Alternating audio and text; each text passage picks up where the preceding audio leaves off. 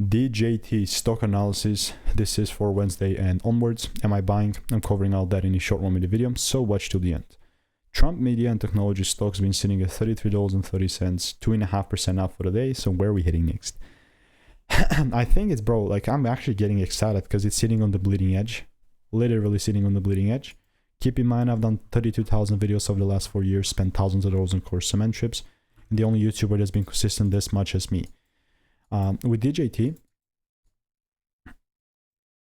bro, like I was waiting for a proper 4-hour candle close above that high, and I'm still waiting for it. 2-hour actually got this, but I want to see a 4-hour because this is the range shift that I want to see. And I'm actually starting to get excited because it's sitting right there. If my rules are met, cool. If they're not, it's also cool. It's not like I'm going to force anything, but I'm just saying DJT looks interesting.